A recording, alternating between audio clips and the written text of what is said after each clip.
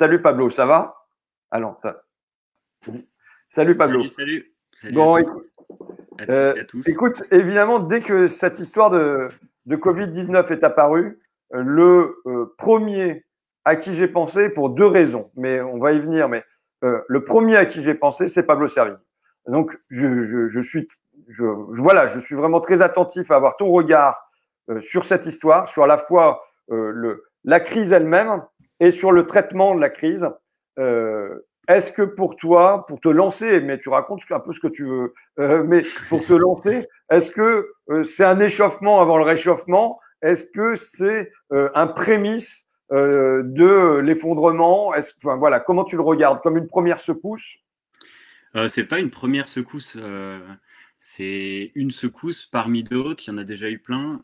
Depuis 5 ans, depuis la publication du bouquin en 2015, Comment tout peut s'effondrer, on a eu tellement de choses, de sécheresse, de canicule, de nouvelles du climat, de la biodiversité affreuse. Il y a eu les attentats, il y a eu Trump, il y a eu le Brexit, il y a eu plein de chocs à répétition. Là, c'est vrai que c'est un choc mondial, global, rapide, systémique. C'est vraiment, ça fait mal.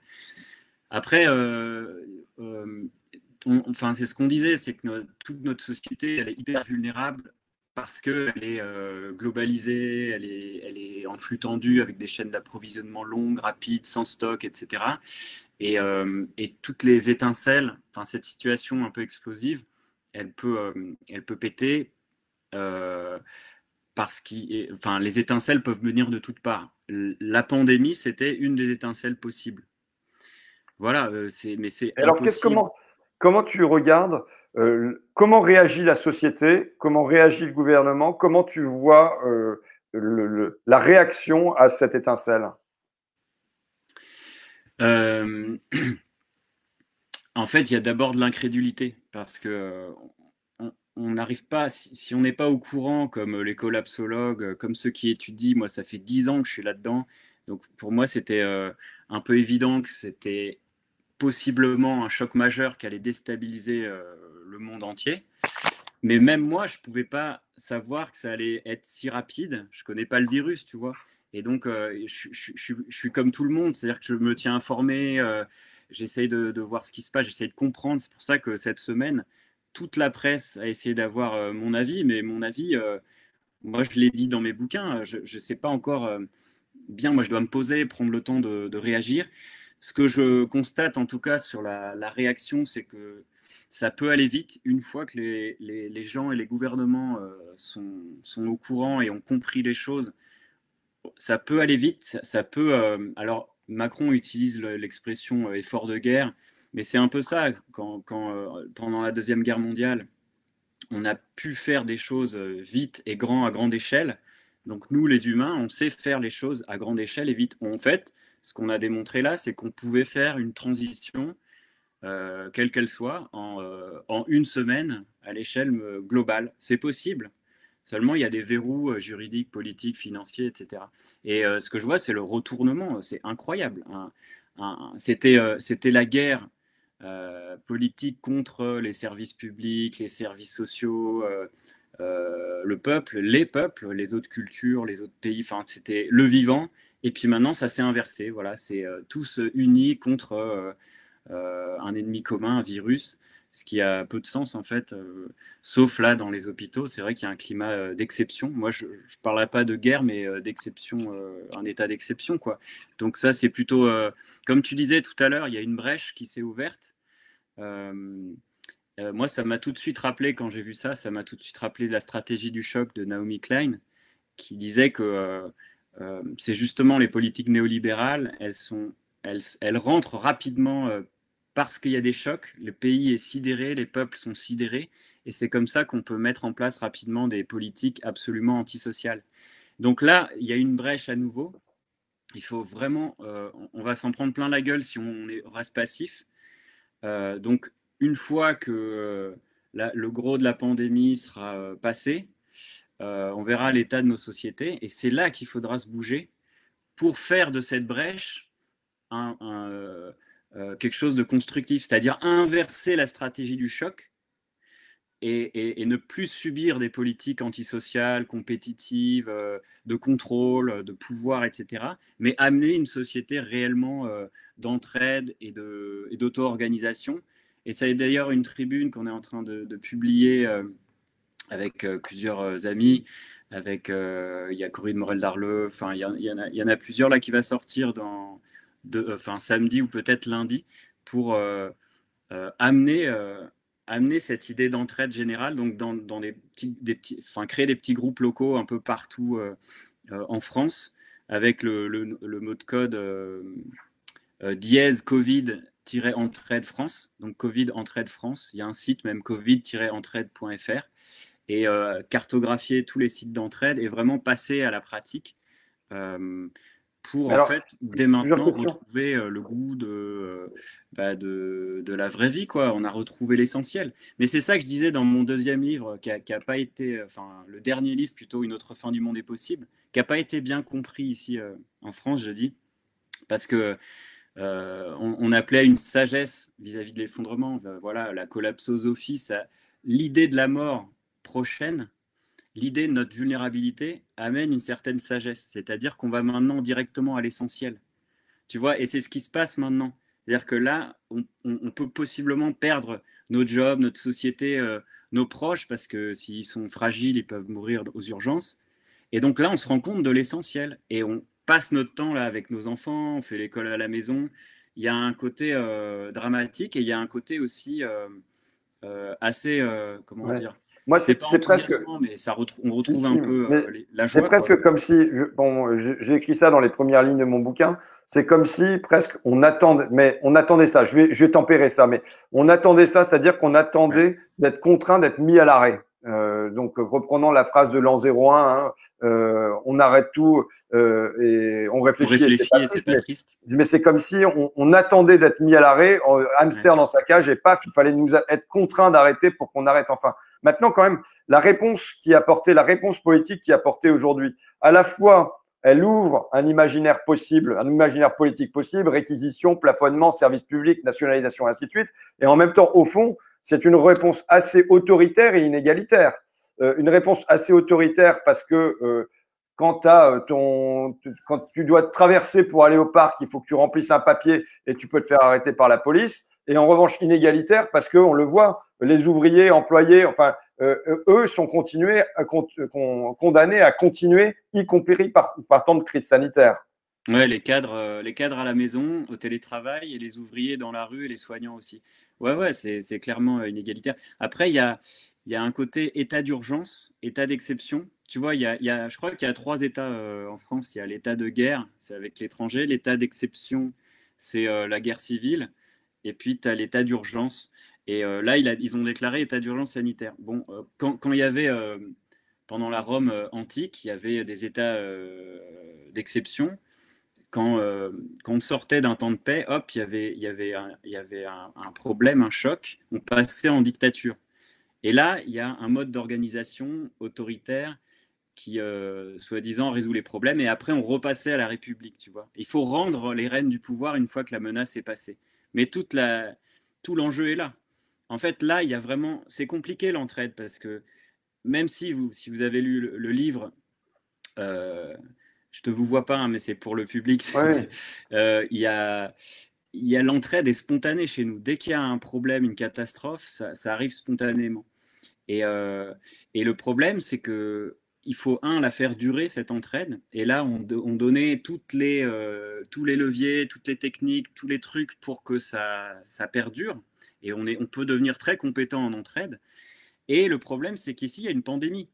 Et une pandémie, c'est vachement compliqué de l'entraide au quotidien, comme on l'a entendu tout à l'heure avec tes invités. C'est que enfin, la pandémie, c'est quand même une menace antisociale et qui va à l'encontre de notre tendance prosociale extrêmement forte.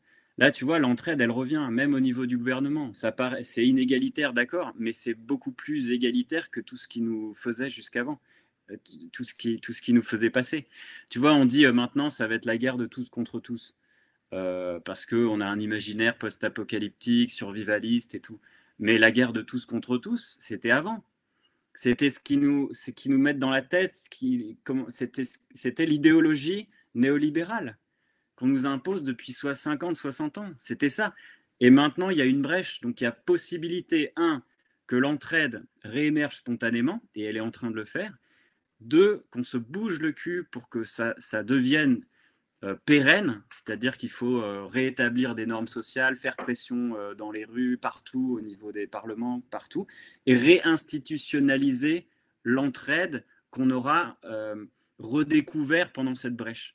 Et quand je dis entraide, c'est solidarité, mutualisme. Mais là, à la fois, l'entraide elle est quand même nettement entravée parce que quand tu peux pas voir tes parents, quand on te dit de te confiner chez toi, et c'est surtout l'explosion des écrans, quoi, y compris là, on en est, quoi. Eh bien, comment tu peux être sûr, toi, que d'ores et déjà aujourd'hui, il y a plus d'entraide qu'hier et que ça va durer au-delà de la crise sanitaire? Bah moi, je fais référence à tous les travaux scientifiques là, des psychologues, des sociologues, des catastrophes qui montraient que quand il y a une catastrophe ponctuelle, c'est ça la clé, il y a des actes d'entraide extraordinaires. Tu vois, les actes terroristes, des accidents d'avion, des incendies, des tremblements de terre et tout. Après, l'enjeu, c'est de le faire durer. C'est ça qui est compliqué. Donc moi, je pars du principe que là, il y a vraiment un choc et on s'entraide. Mais même moi, je le vis avec les voisins, avec tout le monde. On a envie de s'aider, on crée des groupes WhatsApp et tout. Ce qui est difficile, je disais, avec la pandémie, c'est que c'est antisocial, la pandémie, par définition. Donc là, on a vraiment du mal. Et donc, on se rabat sur quoi? Sur Facebook, WhatsApp et tous nos réseaux sociaux / antisociaux. C'est les deux, en fait. C'est des réseaux sociaux parce qu'on se connecte, mais c'est antisocial parce qu'on est derrière un écran et parce qu'on dit des conneries et tout ça. Mais ce qui est dur, en fait, c'est que maintenant, on dépend d'Amazon, on dépend de WhatsApp, on dépend de Facebook, on dépend d'Apple, c'est eux qui nous tiennent. Et en fait, ces décennies de libéralisme, de consumérisme, de capitalisme, de tout ce qu'on veut, ça nous a déconnectés à la fois du vivant, mais de notre autonomie, de notre capacité à prendre en main notre vie. Et quand les conditions se détériorent rapidement, ben on se rend compte qu'on est complètement dépendant de ces systèmes-là. Pour le basique, tu vois, on est comme des pantins et rattachés à des fils à ces grosses machines. Donc, l'objet de la transition, le but ultime d'une transition, c'est de couper ces câbles et de retrouver une autonomie, retrouver une liberté, une joie et tout ça en dehors d'un système mortifère. Parce que si le système mortifère s'effondre, il nous emporte avec tous les câbles. Le problème, c'est que si on coupe les câbles maintenant, tout seul, ben on meurt. Moi, je ne sais pas encore me débrouiller sans voiture, parce qu'on vit à la montagne, sans carte bancaire et sans magasin et tout pour l'instant. On y arrive peu à peu, j'espère. Mais c'est pour ça que c'est le collectif qui est primordial d'abord pour retrouver une manière de vivre, enfin une capacité de produire. Et une fois que entre voisins, avec des groupements d'achat, machin et tout, on arrive à retrouver un peu de, c'est même pas de la survie, c'est de la capacité de vivre en dehors des systèmes mortifères, alors on peut ensemble couper ces liens. Et c'est vachement lent, c'est vachement dur. Et d'ailleurs, on célèbre ça. C'est tout l'objet des villes en transition. Donc on a vraiment... il y a un déclic à faire, on s'est rendu compte de ce déclic dans Une autre fin du monde est possible. C'est que c'est sur la question de l'espoir. Tu vois, l'espoir, c'est très passif. Espoir, esperar, ça veut dire attendre en espagnol. Et donc, l'idée, c'est d'inverser. C'est qu'aujourd'hui, on a besoin de courage pour passer à l'action. Peu importe si on a des chances d'y arriver ou pas. On s'en fout. On ne regarde pas dans le futur. On agit maintenant. On fait ce qu'on pense être la bonne chose. C'est ce que Johanna Messi appelle l'espoir actif. Ok, bon. On fait maintenant. Et il faut du courage pour ça. Et alors, une qu'est-ce qu'on fois doit faire aussi? qu'on passe à l'action, on voit que le collectif se reforme, que d'autres passent à l'action, qu'on retrouve un peu de joie et d'enthousiasme. Et c'est une fois que tu vois que le collectif revient, que l'espoir revient. C'est à l'envers. L'espoir, il ne faut pas l'attendre, il faut le Donc, créer. tu fais un truc, même si tu sais que ça va pas marcher, mais du coup, ça crée un groupe qui se trouve une fin a posteriori quelque part. En fait, on s'en fout si ça marche ou pas, si ça va marcher ou pas. On ne doit pas attendre d'avoir la certitude que ça va marcher. Sinon, on n'arrivera à rien. On fera rien.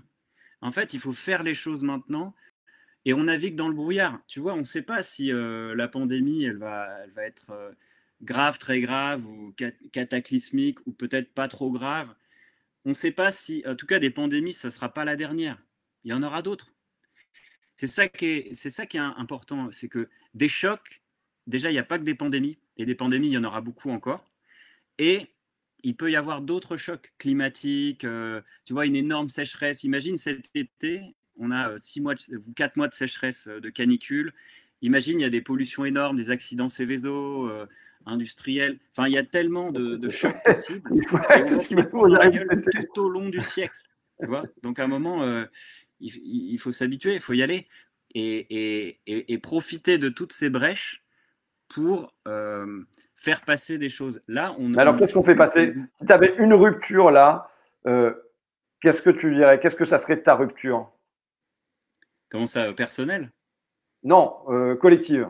Collectivement, si tu disais, bah voilà, il y a une décision qui est à prendre, tu vois. Alors moi, je te dis fin de la publicité, bon, par exemple, Ça, c'est mais, cher. euh, Ouais, il y en mais a tellement. celle-ci, Attends, mais allez, là, dis-moi dans une. on est encore dans la gestion de l'urgence. C'est clair qu'il faut préparer les lois et tout ça. Mais là, il y a des.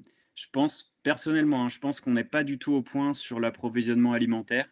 Il y a des graves euh, pénuries possibles dans les stocks de magasins, les chaînes de réapprovisionnement. Je pense qu'on devrait aller vers une politique de rationnement. Tu sais que le rationnement, c'est très mal vu en France, mais c'est très bien vu en Grande-Bretagne. Ils ont un souvenir de la guerre très très bon. Ouais, mais j'ai fait 10 minutes là-dessus hier. Ah, Donc, pardon, j'ai pas vu hier. Et du c'est coup, pas grave, avec Dominique Bourg.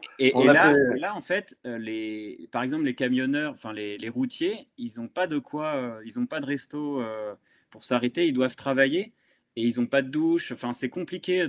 Ça va être compliqué de réapprovisionner, surtout Donc, que les gens toi, font des stocks. la première, enfin, en tout cas, tu alertes et tu dirais vers une agriculture locale, qu'on ait des moyens d'approvisionnement locaux pour pas être dépendant des flux et ainsi de suite, pour au moins sur le plan alimentaire. Ouais, et puis il y a l'eau, il y a tellement de choses. En fait, là, on a Ouais. un exercice grandeur nature euh, d'une catastrophe. Ça, comment dire, la résilience, on a écrit plein de trucs sur la résilience, mais c'est pas une notion théorique, c'est une notion expérimentale, expérientielle. Si on vit pas les choses, on peut pas pratiquer. Il faut pratiquer. Moi, je proposais depuis 10 ans de faire des jeux où, entre quartiers, entre familles, on s'entraîne à la pénurie. Tu vois, par exemple, on se dit, bah, dans notre quartier, on se dit qu'on vit 2 mois sans gaz, ou sans eau, une semaine sans eau, ou, euh, ou 2 mois sans bagnole, etc. Et puis on voit où les Tu fais premiers Koh-Lanta chez lâchent et toi, quoi. pourquoi, et on s'entraîne, tu vois. Et là, on a un entraînement grandeur nature de tout le siècle. Le siècle, il va être gavé de chocs, de pénuries, de milieux hostiles, de conflits en tout genre. Donc, pour moi, l'essentiel là, et on le voit, c'est être bien avec ses voisins, avec ses proches, avoir un lieu stable, commencer à développer de l'autonomie, avoir une vie municipale et locale très très forte, très riche, très puissante. Parce que quand les grands flux et les grands, comment dire, les grands Ils sont flux de coupés. communication, Les grands réseaux sont d'approvisionnement se coupés. coupent, on reste entre voisins, on reste au niveau local et on connaît les élus, on peut agir. Donc il faut vraiment solidifier et consolider les municipales. Et c'est ça qui est dommage, c'est que la pandémie est venue juste quand il y avait un enjeu municipal. Donc on a vraiment un effort à faire au niveau local. Mais au niveau haut, au niveau démocratie, en fait, les démocraties, là, elles risquent de mourir, là. On est vraiment en, si on fait rien, elles vont mourir d'autoritarisme, etc. En fait, nos démocraties de masse, elles vivent parce qu'il y a du pétrole à volonté. Sans pétrole, si on n'a plus d'énergie, on n'aura pas les mêmes démocraties de masse. Donc, de toute façon, il va falloir la réinventer. Il va falloir éviter les autoritarismes qui arrivent parce que l'autoritarisme et les fascismes qu'on voit apparaître en ce moment, c'est un des stades des effondrements. C'est ça qui précipite les effondrements. Donc on a vraiment un énorme effort à faire social, démocratique, au niveau local et plus si affinité. On a évidemment des choses à faire au niveau global, au niveau national et tout. Et tu fais un super boulot. Mais vraiment, cette crise nous apprend qu'on doit réapprendre complètement notre vie, quoi. Et ça passe par des choses. Et on n'aura pas le temps. Parce que moi, depuis une semaine, j'essaie de lire des articles, lire des bouquins. Mais putain, il faut gérer les gosses, il faut faire la cuisine, il faut refaire le Ça, potager. C'est tu peux le hyper dire. Hein. balèze. Moi, je ne fais pas le En potager. fait, Mais... le niveau, comment dire, les intellectuels, ils vont devoir bosser et on aura moins de temps pour penser, pour réfléchir. Ouais. Mais là, il faut vraiment qu'on soit bon pour que dans la sortie de crise, on ait. Moi, je te dis, de mon point de vue, il faut qu'on ait 10 mesures que les gens comprennent très bien et qui saisissent. Et si jamais ces ruptures-là ne sont pas faites et qu'il y a un accord général, tu vois, il faut qu'il y ait un large accord entre le groupe qui va sans doute signer votre tribune, des syndicats, des associations, des partis, et qu'il y ait un large accord pour dire voilà les 10 mesures qu'on souhaite. Et il nous faut une rupture sur ces 10 mesures-là. Et parce que il faut pas arriver avec 115 mesures non plus, parce que les gens, ça va être trop flou pour eux. C'est comment on a un socle commun et comment, à partir de ce socle commun-là, on arrive à faire passer nos idées et que rapidement, on se dit, OK, on va pas tout réinventer, mais 10 mesures, 10 points clés, quoi. Donc, ouais, tout à fait d'accord. Si tu veux si tu veux me guider sur plusieurs points clés, j'attends, enfin voilà, tu vois, si tu dis concrètement, qu'est-ce que je dis, fin de la pub, paf. En gros, l'idée générale, c'est comment l'économie va passer après l'écologie, après la vie, quoi. C'est ça l'idée non, mais globale. Il y en a plein. Bon, là, c'est un peu flou dans ma tête. Je vais pas t'en sortir dit clair là. Mais par exemple, je sais pas si tu as interviewé ou tu as connu récemment, tu as rencontré Bernard Friot là. Il a mis en place avec ses collègues, des chercheurs, et chiffré une sécurité sociale alimentaire. Tu vois, où tu peux arriver avec ta carte vitale, bip bip bip, et tu as le nécessaire. Et c'est chiffré, c'est possible, c'est faisable, et c'est dans les budgets. Enfin, maintenant, je sais pas avec le virus, mais en tout cas, c'est c'est dans les budgets parce que maintenant, on n'est plus à ça près. On voit que on venait nous chipoter pour 7 milliards de déficit à l'horizon 2030 sur les retraites. Et là, quand il faut sortir 45 milliards, voire que la Banque Centrale Européenne en sorte 750, il n'y a pas de problème. Donc, on va plus nous faire reculer avec les budgets maintenant, au contraire. Non, c'est clair, mais moi je trouve qu'il faut redonner de la puissance aux maires, aux communes, enfin à la petite échelle. Et là, il y a des lois à faire passer. Il faut aller voir SOS Maire, Alexandre Boisson, qui a fait un travail énorme pour proposer justement des mesures de sécurité alimentaire locale. Il faut aller voir aussi l'inventivité politique extraordinaire des Gilets jaunes. En tout cas, ces derniers mois, il y a plein de propositions, il y a plein de choses à faire. Créer des assemblées. Enfin, partout, il y a une vie démocratique à retrouver. Le problème, c'est qu'on est confiné. Donc, là, ça reviendra cet été, j'imagine. En tout cas, c'est comme si pendant quelques mois, là, on allait tendre un ressort et qu'une fois que la pandémie redescendra, on va se lâcher, quoi. Il faut aller dans la rue, il faut reprendre tout, possession des moyens de production, des assemblées, refaire une vraie vie. C'est pas bête, c'est de programmer une manif pour le jour de la fin du confinement. Tu vois, le jour de la fin du confinement, on fait un grand truc, on sort tous. Tu vois, ça c'est pas bête, ça. Bonne idée. Tu sais ce qu'on pourrait faire? C'est une grande fête dans la rue pour fêter l'année prochaine ou dans 2 ans notre dernier président. C'est notre dernier président. Il va falloir terminer la 5e République, mais ça, c'est pas encore fait. Au revoir. Et après, il n'y aura plus de président. On va construire quelque chose. Donc, on a encore 2 ans pour construire et puis dire au revoir à Macron. Et puis voilà, la France sans président, ça va être magnifique. Et on va fêter partout, dans toutes les villes de France. Au revoir. Tu sais, comme Giscard d'Estaing. Merci, au revoir. Ça roule, Pablo. Je te remercie beaucoup, en tout cas. Merci et puis à la prochaine. À très vite pour les 10 mesures, alors. Voilà. Et puis, oui, on a bien noté Alexandre Boisson et Bernard Friot, donc comme futurs invités probables de l'émission. Merci beaucoup pour tout ton travail, Pablo. Merci à toi, merci à tous. Super sympa d'être venu ce soir. Salut. Ciao.